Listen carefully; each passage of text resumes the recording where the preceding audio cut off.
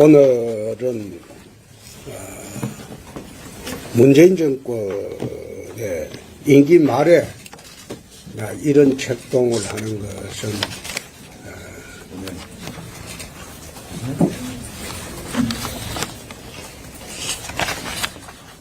26년 내 대선을 6번 치르고 오는데 이런 일이 처음입니다. 이런 식으로 책동하는 것은. 그래서 거기에 대해서 좀 말씀드리려고 나왔습니다. 내년 대선을 앞두고 문재인 정권과 민주당은 관권 포퓰리즘 부정선거를 획책을 하고 있다.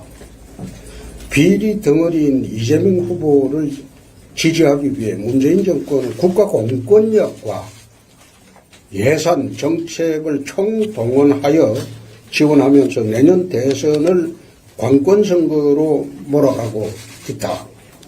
이는 총체적 관권선거로 자유민주주의 국가에서는 있을 수 없는 국민적 주권 무시와 민주주의 파괴 행위이다.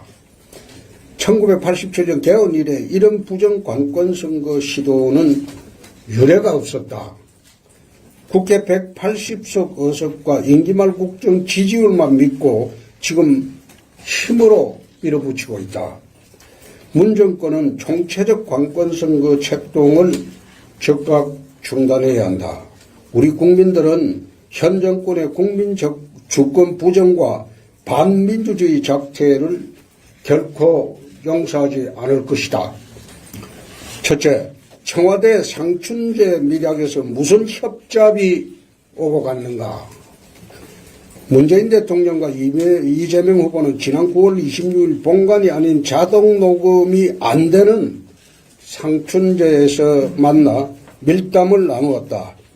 약 50분 동안 선거 지원과 대장동 비리, 퇴임 안전보장 등 다양한 논의를 했을 것으로 보여진다. 무슨 거래와 협잡이 있었는가? 총체적 당선 지원과 퇴임 후 안전을 밀약했는가? 대장동 특검 거부와 봐주기 수사를 약속했는가? 특검을 거부한 채 이재명 구하기 수사로 일관한다면 나는 내년 대선 승리 후에 대장동 비리 재수사를 통해서 실체적 진실을 밝히고 이재명 구하기 수사를 지시하고 실행한 검은 세력들에 대해서도 엄단할 것이다.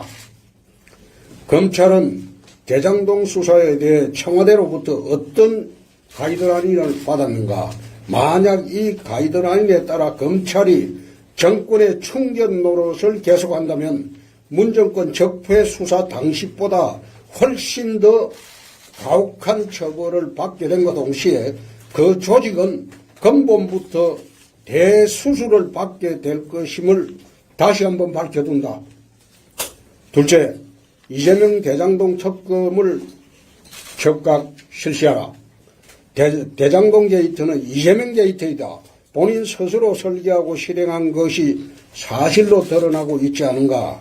이재명, 유동규, 김만배는 한 배를 타고 이해를 같이 하는 범죄 공동체이다.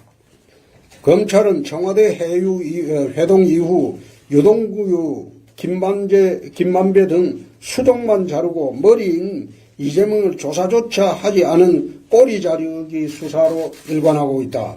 이런 검찰의 수사를 맡길 수 없다. 즉각 특검을 받아들이고 공정한 수사를 해야 함을 다시 한번 천명한다.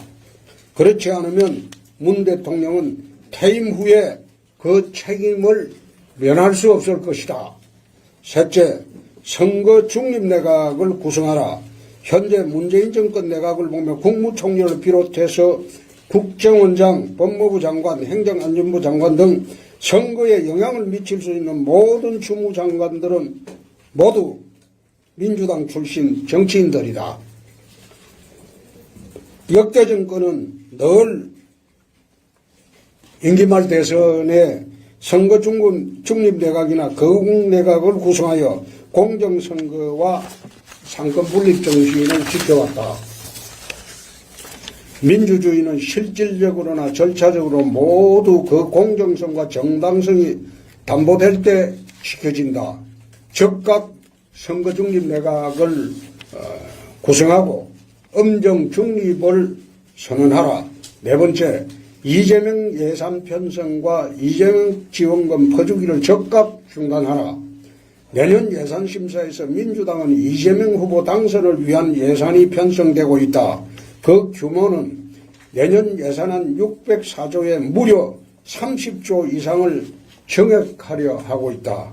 대통령도 아닌 이재명 후보의 얼토당토 않은 기본 시리즈나 다른 공약 예산이 내년도 기본 예산에 본 예산에 편성되는 것은 민주적 절차와 예산 회계 원칙에도 완전히 어긋나는 일이다.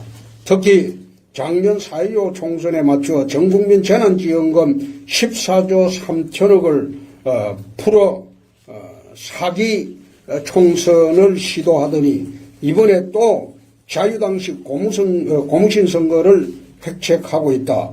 무너진 경제 펀더멘탈을 재건할 생각은 하지 않고 국가부채 천조 시대를 만들어 놓고 또다시 빚잔치에 몰두하고 있다. 올해 2월 문 대통령이 코로나19를 벗어날 즈음 사기 진작용 전국민 위로금을 지급하겠다고 말을 했고, 최근 이재명 후보가 대선용 현금 살포를 하겠다고 또 했다.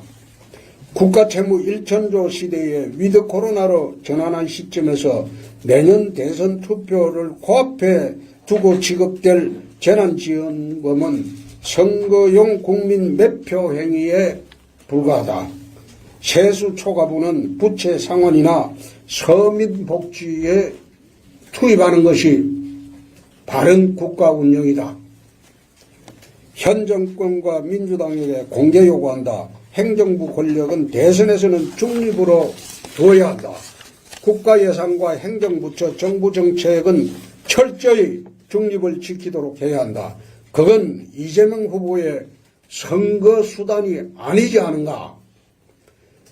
대선 매표 지원금을 강행한다면 다음 정권에서 국가 권력 체제를 동원한 불법적 이재명 선거 지원 사건 수사가 다시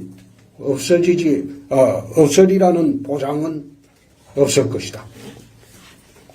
민주주의 파괴자가 되지 말라. 반칙하지 말고 공정하고 당당하게 경쟁하도록 다시 한번 촉구한다.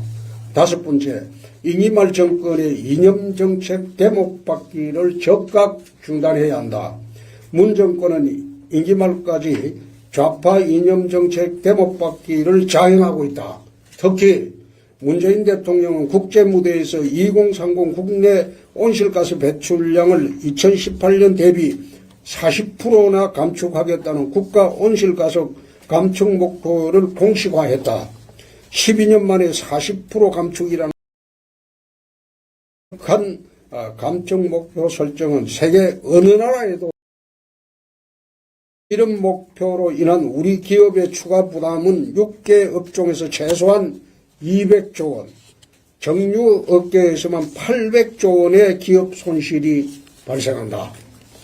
나는 이미 문 정권의 온실가스 감축 목표의 전면적 파기를 공약을 했으며 G7 선진국 진입을 위해서도 기업 부담도 들고 탄소 제로를 가능하게 하는 새로운 길인 원전과 수소를 이용한 투트랙을 발표한 바 있다.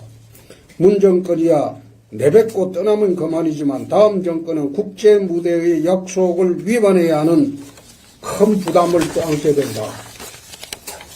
종전선언 추진도 그만둬라. 또다시 대선을 앞두고 지난 지방선거처럼 국민을 속이려고 드느냐. 임기말 하산길에는 다음 정부에 부담을 주는 대목받기는 하지 않는 것이 정치적 도리고 그게 다음 정부를 향한 화해의 제스처일 것이다. 그냥 조용히 물러나 가라. 이상입니다.